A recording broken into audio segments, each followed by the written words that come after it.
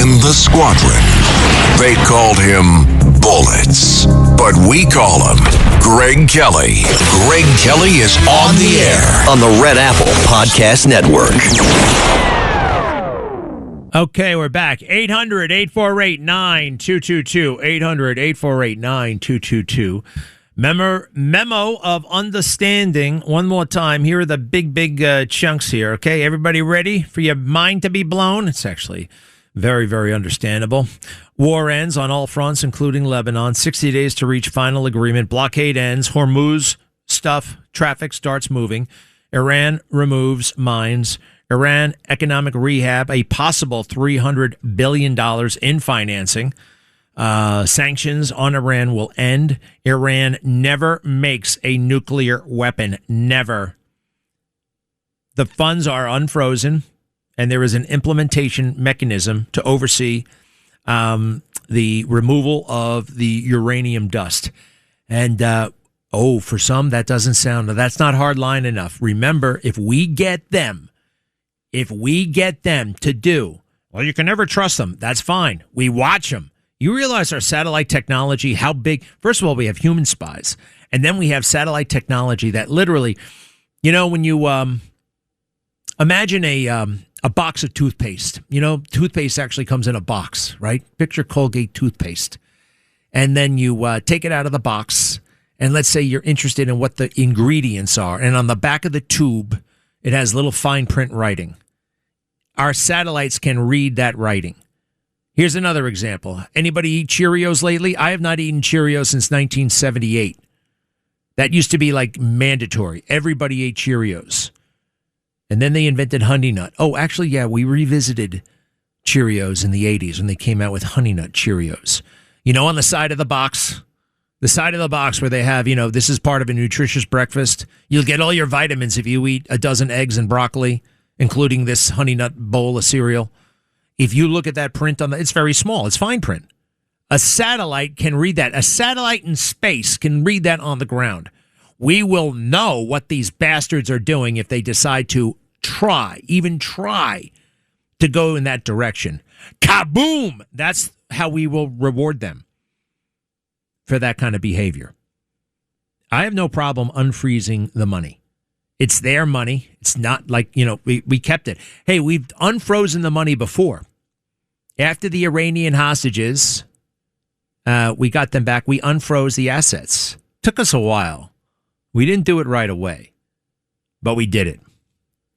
I think this is good. Now, the other thing people are like, what, the memo of understanding? We got to see it. We got to see it. We got to see it. Well, you'll see it, but it's an understanding. The fine print on a credit card application, if you really look at that stuff, oh my gosh, who would ever sign up for a credit card with all this stuff? But we do. And we understand the situation. We buy stuff. It goes on our credit card bill. If we wait, we got to pay more, right? If we wait too long, we got to pay a lot. And then they're going to cut off the credit card. That's the bottom line. That's the understanding that I have between me and my credit card company and you and the credit card company. That's why I pay. And if we don't, I don't care what the hell that stuff says.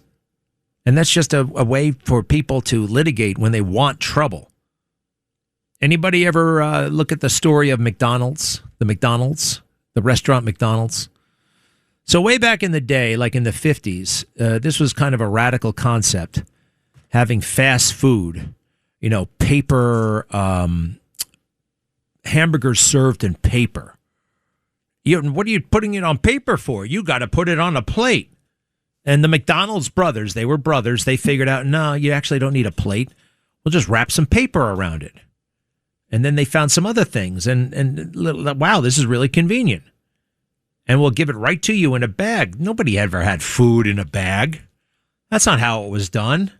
They were the first to do that. So it gets more and more popular. And a guy notices, what the hell's going on here? These guys are pretty good. This is an interesting concept. So the McDonald brothers hire a guy named Ray Kroc, who really knows business, and then figures out a couple of brilliant things. And they draw up a big contract, and the contract says exactly what he can do and not do. And the McDonald's brothers are kind of small-time guys, and they get a little bit spooked and they start waving around the contract. You can't do this. You can't do that.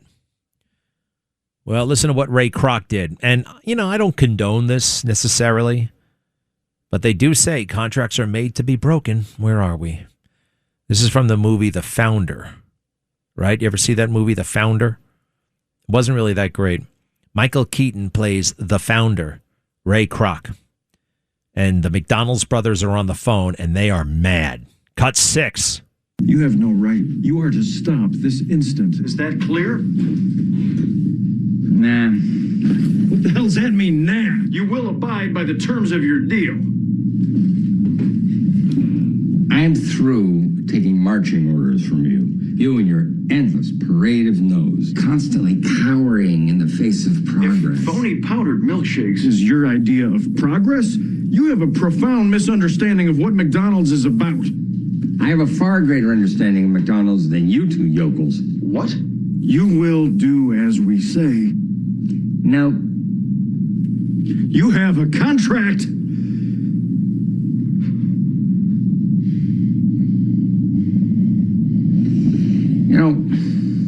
Contracts are like hearts. They're made to be broken. Ouch. Now, this is not a contract. This is a memo of understanding, which is far preferable. That's like you're both in it. You know what I mean? We both have something to get out of this thing. Let's work together and move along. You can't take people to court generally over these contracts anyway. It was a brilliant line, President Trump. What are you going to do if they don't abide by the deal? There's nothing in this memo of understanding that says what you're going to do. What am I going to do? Take him to court? We'll bomb him. We'll bomb him. We'll hit him hard. I want to go to something else. J.D. Vance on The View yesterday. This is one little thing that I thought was very interesting, and I want to back J.D. Vance up. He's promoting that book about his faith, which I'm told is very interesting. J.D. Vance on The View, cut 15. You know how hard it is. You have folks of color in your family. Sure. So when you see, things, the Emmett Till stuff coming down, or them doing all kinds of removal of information of black heroes, how does that sit with you? Well, what exactly are you talking about, Whoopi? Because I know Emmett Till was the kid. I want to know what she's. You don't know what I'm talking about. Your actual point. So in a lot of the museums, there's so many. Where they're taking down the actual history that happened in this country. Slavery happened. All kinds of stuff happened, and it seems that it has been very easy for this administration to remove that, and also to denigrate black folks who have worked their behinds off to get this American dream. How do you, you know better. Okay, so you say that we're anti-minority or anti-black. No, I didn't say that. I asked. See? Well, okay, fine. Fair. Don't start any stuff with me, man. Don't get me in trouble. All right. So we are de-emphasizing the differences between Americans. And I think that's actually a good thing. Emmett Till. I know what happened to Emmett Till. Do I want a national exhibit for Emmett Till at the Pentagon? Does it have anything to do with the Pentagon? No, it has to do with, quite frankly, woke politics and energizing Democrat base. National Archives. Let's go to the National Archives. This is under Joe Biden. And I remember this well. They had America Loves Sports. It's a beautiful exhibit. Supposed to. Sounds beautiful, right? America Loves Sports. We have all kinds of interesting sports stories to tell. Babe Ruth, Reggie Jackson, I don't know, Bruce Jenner, Jim Thorpe, you name it. We got a cool story about it. Now, what happened, though? How did they portray it? Listen to this. This is the Biden administration's idea of a sports special. All right? Cut 16, please. Cut an American sports special. Cut 16. Hundreds of thousands of Native children were forced or coerced to attend boarding schools, many funded by the federal government. The goal of the school's programs has been described as kill the Indian to save the man. Many students resisted through sports. Playing basketball, football, and baseball allowed them to express pride in their tribal identities and demonstrate their power. See what I mean? You know? Wow. The white man and the Indians. We're going to relitigate that. I know all about that. It's the last thing I think of when I think of sports. But that's what they highlighted. That's what it's all about, because they want us at each other's throats. And to some degree they have succeeded. Yes, Mike, in Parsippany, New Jersey, what is it? Greg, whenever you bring up Gavin Newsom, you remind me of a scene from Patton. It was the best line out of the whole movie. I'll give you one guess. What scene? I don't really know Patton very well. I must say, I only saw it like once, or when it was on television in the 70s. I just didn't get into that movie for some reason. Part of it is the American Express guy is in it, who plays Omar Bradley. You know that guy? And every time I saw him, I'm like, this is so not authentic. I can't, that act, what the hell is that actor's name? Anyway, there was something about that guy. That's why I couldn't get into the Patton movie. Although I do like the beginning speech in the American flag. In fact, when we come back, we're going to start the little segment with that. So what is the scene? All right. You're Patton. In this scene, you're Patton because you remind me of Patton. So you're looking through your binoculars and you're taking a long moment, and then you finally say, Newsom, you magnificent bastard, I read your book. Oh, he says that to Rommel, right? Yeah, the Rommel book. But for you, it's Newsom. I know, and I feel like I'm the only one in the world who has. And I'm sitting on platinum. I'm sitting on political platinum. For me, it's uranium for him, like kryptonite. It's gonna kill him politically, what I know. And what's hiding in plain sight is amazing. Hey, I like that analogy very much, and the fact that I remind you of Patton. You do. And I sometimes I burst out laughing, but it's the only problem, I am like Patton in that. Remember when Patton slapped around that guy who was afraid of the battlefield? Yes, in Sicily. Well, I know. Well, I kind of got that in me, too. You know what I mean? I can be a little rough sometimes with my soldiers. So, and that's not cool anymore. Quite frankly, it wasn't cool then. He got in all kinds of trouble for it. Hey, did they show how he died in the Jeep accident at the end of the movie? I forgot. That was in the second movie, I think, the sequel. I think they showed that in the sequel. They showed him getting in trouble with headquarters. They showed him on the phone losing his temper with Beetle Smith. Yeah, that's me. That's me.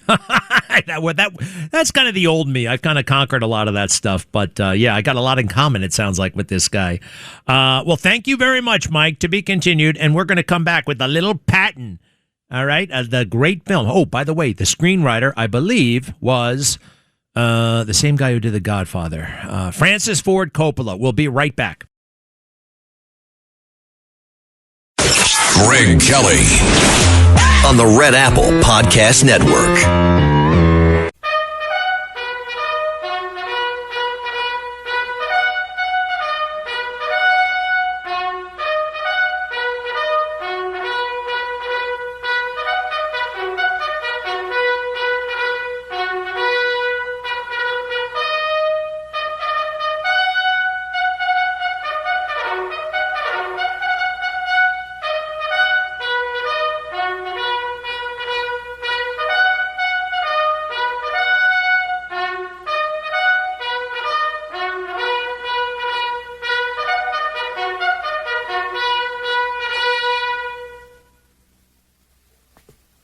You seated? Now, I want you to remember that no bastard ever won a war by dying for his country. He won it by making the other poor dumb bastard die for his country. Men, all this stuff you've heard about America not wanting to fight, wanting to stay out of the war, is a lot of horse dung. Americans traditionally love to fight. All real Americans love the sting of battle. When you were kids, you all admired the champion marble shooter, the fastest runner, big league ball players, the toughest boxers. Americans love a winner and will not tolerate a loser. Americans play to win all the time. I wouldn't give a hoot in hell for a man who lost and laughed. That's why Americans have never lost and will never lose a war. Because the very thought of losing is hateful to Americans. Now, an army is a team. It lives, eats, sleeps, fights as a team. This individuality stuff is a bunch of crap. The bilious bastards who wrote that stuff about individuality for the Saturday Evening Post don't know anything more about real battle than they do about fornicating. Now, we have the finest food and equipment, the best spirit, and the best men in the world. You know, by God, I actually pity those poor bastards we're going up against. By God, I do. We're not just going to shoot the bastards. We're going to cut out their living guts and use them to grease the treads of our tanks. We're going to murder those lousy Hun bastards by the bushel. Now, some of you boys, I know, are wondering whether or not you'll chicken out under fire. Don't worry about it. I can assure you that you will all do your duty. The Nazis are the enemy. Wade into them. Spill their blood. Shoot them in the belly. When you put your hand into a bunch of goo that a moment before was your best friend's face, you'll know what to do.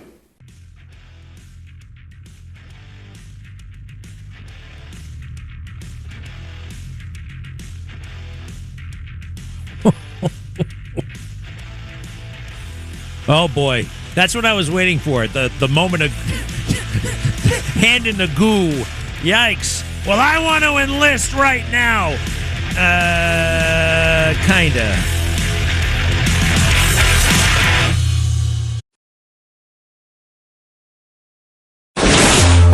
Greg Kelly, entertaining and informative on the Red Apple Podcast Network. All right. People are still asking me about the UFC stuff. It was awesome. I'm a big fan now. I'm learning a lot. And just an epic moment. I had a feeling quite frankly, in the run-up, once I found out I was going, I did feel like the event might be targeted by a drone attack. It just seemed, likely. But I also had faith in the security. I thought that any attack could be thwarted and or detected before it even started. And that turns out to be the case. Congratulations to the FBI, the Secret Service. I understand there's some internal grumbling and some external grumbling about when the announcement was made and all this stuff. They're picking on Kash Patel. They don't like him. They don't like outsiders, right? And outsiders, it's what it's all about. Not insiders, outsiders, the people. The people run these institutions. These institutions are for the people, and they should be run by the people. And how do we do that? We elect a president. The president picks people, and those people are loyal to the president, not to the institution. Okay? I totally believe that. Oh, I'll do anything that's good for the FBI. You do what's good for the country. And the president knows what's best for the country. We have imbued him with that. It's his judgment. It's amazing. I call it, and it's fair, it's the unitary executive theory. There's nothing in the Constitution about the FBI. There's nothing in the Constitution about all this crap. The executive branch is one man. the president of the United States. If everybody quit tomorrow, I hope they don't. Actually, I do hope they quit or go away. Yeah, it'd be complicated. It'd be a little bit messy. But it'd be beautifully and wonderfully constitutional. Beautifully and wonderfully constitutional. All right, I do have this a new document from the administration about this is a 14-point. All right, you want the MOU? Here's the MOU, everybody. You're bitching and moaning. Where's the MOU? Democrats, oh my gosh, if I can only see that MOU. Cut one, please. Cut one. On the so-called MOU, I just have one basic question, which is, if this deal is so good, why can't the public see it? Well, we got it. I got it right here, you jerk. Brian Schatz. That's Brian Schatz, Democrat of Hawaii. Number one, the Islamic Republic of Iran and the United States, together with their allies in the current war, declare upon the signing of this memorandum of understanding an immediate and permanent end to the war on all fronts, including Lebanon, and undertake that from now on, they will not launch any hostile action against each other and will refrain from the threat of force or use of force against each other. The final agreement will confirm the provisions of this article and the remaining articles. Number two, the Islamic Republic of Iran and the United States undertake to respect each other's sovereignty and territorial integrity and to refrain from interfering in each other's internal affairs. Again, I'm fine with this. You'll notice that there's no nuclear yet. It's coming. But for optics and for feelings and for face saving, these are the things you got to think about when you're trying to, matters of war and peace. The enemy, you got to let him save face. It's a beautiful saying from The Art of War, which was written about 5,000 years ago by the great Sun Tzu. Build your enemy a golden bridge on which to retreat. Think about it. 3. The Islamic Republic of Iran and the United States undertake to negotiate and reach a final agreement within a maximum period of 60 days, extended by mutual consent. 4. Immediately upon signing of this memorandum, the United States lift the naval blockade and prevent any interference or obstruction against the Islamic Republic of Iran and restore traffic within a maximum of 30 days to its full capacity. The traffic of ships shall be proportional to the pre-war volume of traffic on the part of the Islamic Republic of Iran. The United States also undertakes to withdraw its forces from the surrounding areas within 30 days after the final agreement. Upon signing of this memorandum of understanding, this is point 5, the Islamic Republic of Iran will immediately take steps to ensure that the movement of merchant ships from the Persian Gulf to the Sea of Oman and vice versa is resumed within 30 days to the pre-war volume, taking into account the need for the removal of technical obstacles and neutralization of mines by Iran. Point 6.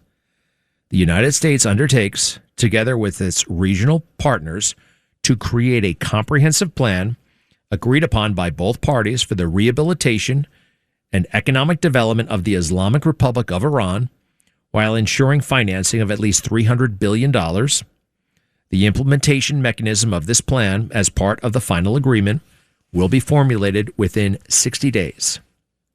Point 7. The United States commits to ending, on a schedule to be agreed upon as part of the final agreement, all types of sanctions currently facing the Islamic Republic of Iran, including resolutions of the United Nations Security Council and the Board of Governors of the International Atomic Energy Agency, and all unilateral U.S. sanctions, both primary and secondary. Point 8. The Islamic Republic of Iran reiterates that it will never produce nuclear weapons. The Islamic Republic of Iran and the United States have agreed that the fate of enriched material and the fate of all other mutually agreed upon nuclear-related issues, including Iran's nuclear needs, will be adequately addressed in a final agreement The final agreement will confirm the provisions of this article. Point 9. The Islamic Republic of Iran and the United States agree that, pending a final agreement, they will maintain the status quo. Iran will maintain the status quo on its nuclear program, and the United States will not impose new sanctions on Iran or strengthen its forces in the region. Point 10. The United States undertakes that immediately after the signing of this memorandum of understanding and until the date of the lifting of sanctions, the United States Treasury Department will issue waivers for exports of Iranian crude oil, petrochemical products, and their derivatives, and all related services, including banking, insurance, transportation, and the like. Point 11. The United States undertakes that in light of the progress of negotiations towards a final agreement, frozen or unrestricted funds and assets of the Islamic Republic of Iran will be released and made fully available. These funds will be held in the master account or transferred, will be used for any final beneficiary payment determined by the Central Bank of the Islamic Republic of Iran, and will be fully available for use. The United States undertakes to issue all necessary permits and licenses on this basis. The Islamic Republic of Iran and the United States agree that an implementation mechanism will be established to oversee the successful implementation of and future agreement to the final agreement. Following the signing of this memorandum of understanding and upon receipts of assurances regarding the commencement of implementation of Articles 4, 5, 10, and 11 of this memorandum of understanding, and the continued implementation of these steps, the Islamic Republic of Iran and the United States will enter into negotiations for a final agreement with respect to the remaining articles. 14. The final agreement will be approved through a binding resolution of the UN Security Council. There we go. What do we think? Point 8. Notice where it is. The Islamic Republic of Iran reiterates that it will never produce nuclear weapons. The Islamic Republic of Iran and the United States have agreed that the fate of enriched material and the fate of all other mutually agreed nuclear-related issues, including Iran's nuclear needs, will be adequately addressed in a final agreement. The final agreement will confirm the provisions of this article. We're getting there. The only thing that I don't like in this thing, well, there are two, the word reiterate. Because they're going to say, well, we've been saying that for years, and we're saying it again now. I want something more. I just want, you know what? Take out iterates. I want iterates, says. It's a fancy word for we're pointing out right now, iterate. And the other thing I want is, and it will be in the final, some sort of language that indicates they are done funding terror. Now, you got to come up with euphemisms, right? You got to come up with all kinds of ways around it. But I'm good with this. Bob in Port Washington, hello. Hey, how's it going? Good. Hey, I had an idea regarding the billions of assets of Iran that's being unfrozen. We should recover the cost of the war, all the bombs, all the deployment of troops, in terms of the cost we incur to set them straight. I think that would be a kind of a righteous thing to do. What do you say? Maybe. Maybe they'll work that out. Maybe. Well, but look, that's pennies. That's pennies. The nuclear is what this is all about. The nuclear. And I don't think you know, and I don't think I know, I don't think anybody really knows the status of the nuclear. But the three men I'm looking at right now, especially two of them, President Trump and Marco Rubio, they know where that nuclear is and its status. This language seems to kind of is about face saving for our defeated opponent. And I'm okay with that. And I'm okay with your idea, by the way, if we decide on that. Thank you, pal. Mary in Connecticut, yes. Hi, Greg. I just wanted to mention that Trump is throwing Israel under the bus. Oh, knock it off, Mary. You called the other day with this crap, throwing Israel under the bus. You know what? We have done more for Israel than any country in the world. Put all the countries in the world and combine them. Add up everything they've ever done for Israel, and we have done 1,000 times more by ourselves. You know that. Do you know that? Do you know that, Mary? Israel the only Do you know that? She's stumped. You won't say it. I'm not stumped. Well, will you say it? Do you know that? Trump has been in the past good to Israel. No, that ain't. No. Has been in the past good to Israel. What do you want us to do? Keep bombing the hell? Just bomb forever? Oh, no. Let Israel defend itself and get rid of Hezbollah, which has American blood on its hands. You know, we do have a situation, and I don't think Bibi and Hezbollah, Israel, quite frankly, had free hand to take care of Hezbollah for how many decades has it been? How many decades? How many decades? How many decades? And now, right? How many? This is like a stalemate.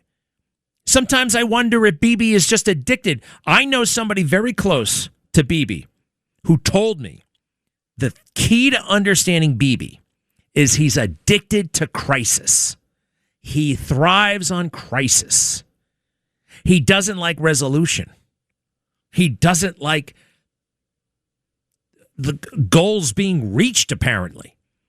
He's got a lot going for him. I think he's a fantastic warrior.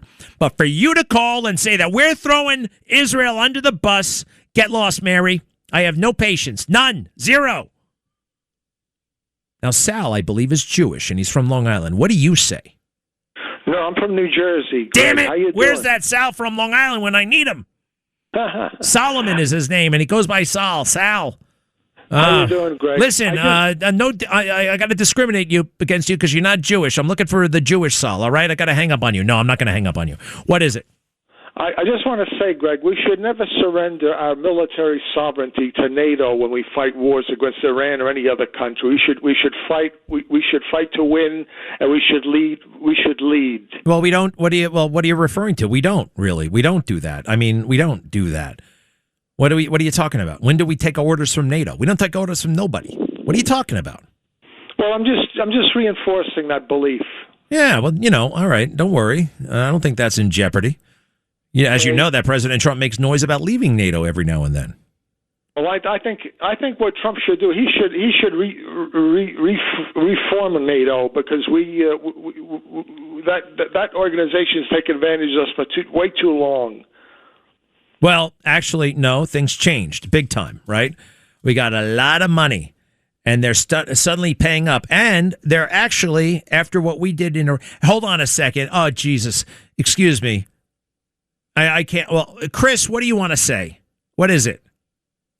I want to say I think you have an interesting point with those analogies, but you got it backwards. As far as the golden bridge to save face, it's us. We lost. We've accomplished nothing except losing lives and a lot of freaking money. And okay, thank you. Right. You sound like you know nothing, to be honest. You sound like you have no experience. That's my sense. That's my prejudice against you. I mean, what do you know about the region? What do you know about the military? What do you know about our stockpiles? Just tell me something you know. I want to know something you know, not something you not an opinion. Just do me a favor, and then I'll let you talk. Give me something you know. I know this. In the document you read, it said the Islamic Republic of Iran, right? And we know that they lie about everything. They even call it taqiyya, which means that they will follow nothing that they agreed to on there after they get what they want. So we have no reason to believe that they would follow through on anything. So what does a signed piece of paper mean with the Islamic Republic of Iran? It doesn't have to mean anything. It doesn't have to mean a damn thing. It has to be the moment they sway, the moment they deviate, the moment that we have the guns, we have the bombs at a flick of a switch. You know where we bomb them from? We don't have to send an aircraft carrier over there. We send a flight of 3 B-2 bombers from Missouri. They can be there in less than a day. Bam, bam, bam. What is your alternative? What the hell? How many? You realize what do you suggest? You know we are literally running out of targets to hit over there. There's literally less than we can take out their oil and we can take out their water. And you know what? President Trump has a big heart when it comes to people, innocent people. And there are a lot of innocent people over there, Chris. And you don't give him any credit for that. He just might be talking to people that you don't know about.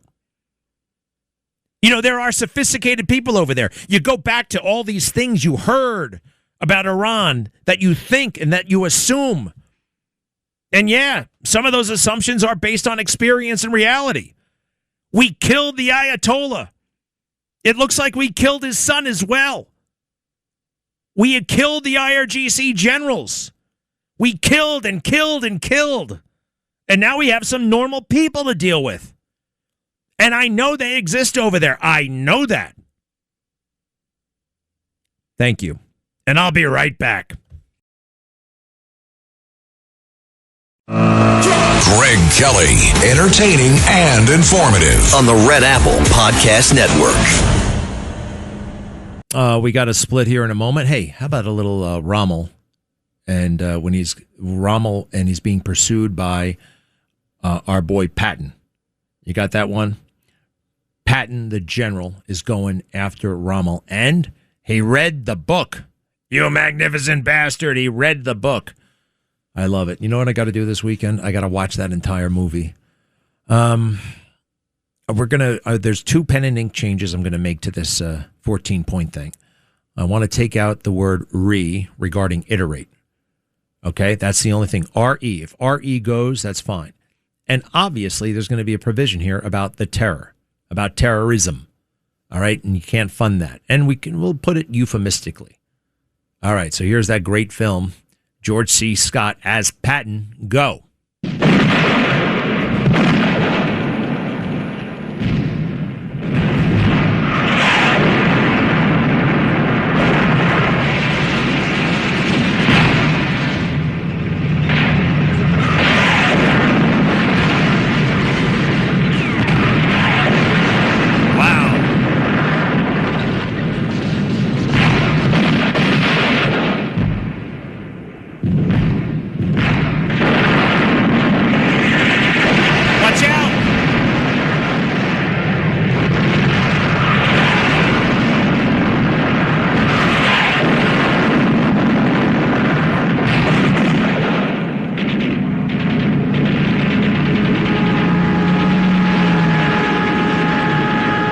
Sounds like, wow. Damn. He's looking through the binoculars.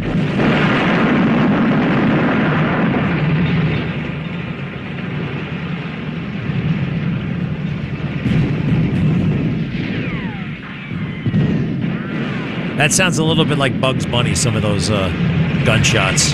Max, real quick, do you like the deal or not? What? Can you hear me? Yeah, you like the deal? No, I don't, and I'll tell you why.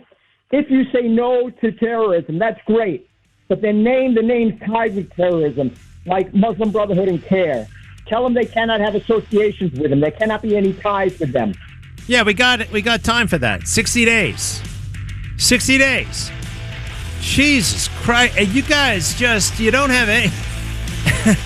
Everybody... You don't know what this guy has been through, what he's pulled off before. Have you forgotten already? This is going to work out. Thanks for listening to The Greg Kelly Show. You can hear The Greg Kelly Show weekdays at 12:15 on 77 WABC. If you like the podcast, share it with your friends and listen anytime at WABCRadio.com and download the WABC Radio app. Hit that subscribe button on all major podcast platforms. Plus, follow WABC on social on Instagram, TikTok, Facebook, and X. See you next time for a new episode so you never have to wonder. What the heck is going on here?